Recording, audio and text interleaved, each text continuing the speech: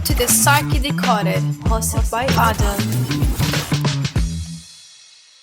Ji welcome back to Psyche Decoded, एक ऐसी जगह जहाँ पे हम इंसानी दिमाग में छुपे मुख्तलिफ पहलुओं से पर्दे उठाते हैं। जनाब, मैं आदिल, उम्मीद और ख़याल यही है कि आप खैरियत से होंगे।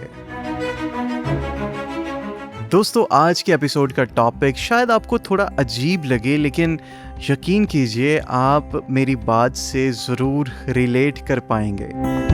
कभी आपने ऐसे इंसान को देखा है जो इतना मीन, जो इतना मतलबी और घटिया हो कि उसको देखते ही आपके जहन में पहली बात आए कि ये एक खबीस इंसान है या ये एक बेगैरत इंसान है? मुझे यकीन है कि आप भी इस फीलिंग से लाजमी गुजरे हैं। शायद आप उन्हें तंग करने वाला, फन्ने खान, तीस मार खान या बदमाश कह के बुलाते हों, लेकिन मेरे नज़दीक ऐसे लोगों के लिए एस होल का लफ्ज़ ही फिट बैठता है।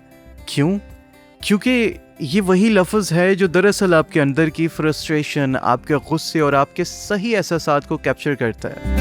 वही जज्बात जो इस तरह के लोग हमारे अंदर पैदा करते हैं, स्पेशली हमारे काम की जगहों पे, मुख्तलिफ ऑफिसेस में, स्कूल्स में, यूनिवर्सिटीज़ में, कॉरपोरेट लेवल पे, ख़ास तौर पे एक वर्क प्लेस में। इसीलिए मैं आज बात करना चाहता हूँ एक ऐसे कॉन्सेप्ट पे जिसका नाम है द नो एसहोल रूल।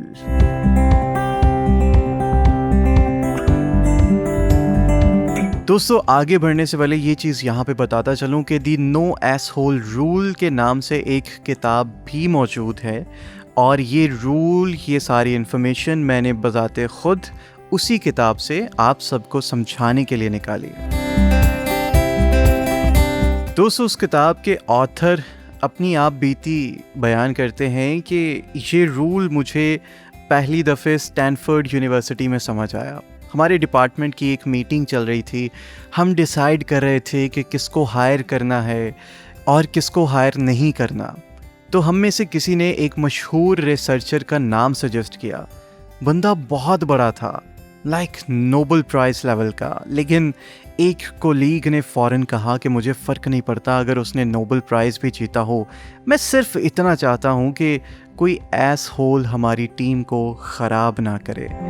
सब हंस पड़े, लेकिन फिर हमने सीरियसली सोचना शुरू किया और उस दिन से एक नया रूल बन गया।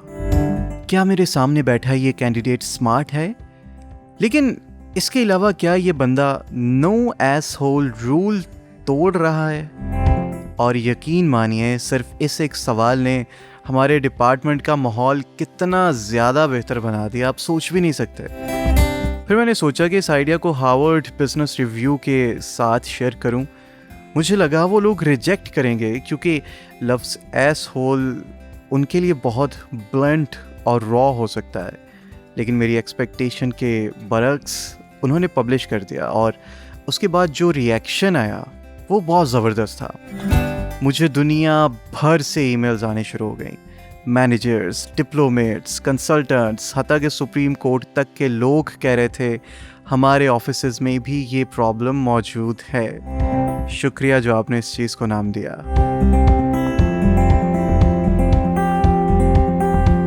ऑथर आगे बयान करता है दोस्तों कि तब मुझे रियलाइज़ हुआ कि ये सिर्फ एक एकेडमिक आइडिया नहीं है, बल्कि ये एक ज़िंदगी का असल मसला है। लोग टॉक्सिक कोलीग्स और अब्यूसिव बॉसेस से तंग आ चुके हैं, और जब मैं उनकी कहानियाँ सुनता गया, उनके सर्वाइवल ट्रिक्स, उनके रिवेंज स्टोरीज और छोटी छोटी विनिंग्स, मैंने डिसाइड कर लिया कि मुझे एक किताब लिखनी चाहिए, the no asshole rule.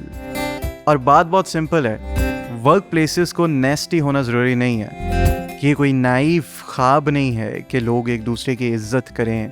Actually जब टीम्स और ऑर्गेनाइजेशन सिविलिटी को अडॉप्ट करती हैं ना, और एरोगेंस को दूर करती हैं, तो न सिर्फ वर्क कल्चर इम्प्रूव करता है, बल्कि उनकी परफॉर्मेंसेस भी आउटस्टैंडिंग हो जाती हैं। तो दोस्तों, अगर आप भी अपने काम की जगह पर किसी एस होल के साथ डील कर रहे हो, तो याद रखें आप अकेले नहीं हो, और आपके पास चॉइस है। या तो आप इन लोगों को रिफॉर्म करते हैं, या फिर उनसे मिलने वाले डैमेज को आप लिमिट कर सकते हैं। तो दोस्तों इस एपिसोड के आखिर पे मैं ये कहना चाहता हूँ कि देखिए ज़िंदगी बहुत छोटी है, इतनी छोटी है कि हमें अपना करियर ऐसे लोगों के नीचे बर्बाद नहीं करना चाहिए जो सिर्फ दूसरों को नीचा दिखाने आए हों।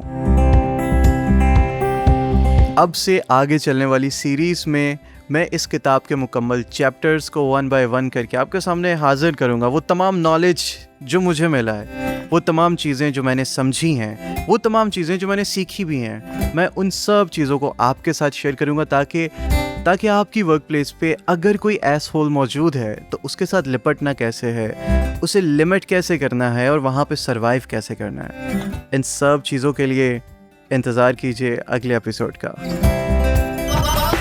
To the Psyche Decoded, hosted by Adam.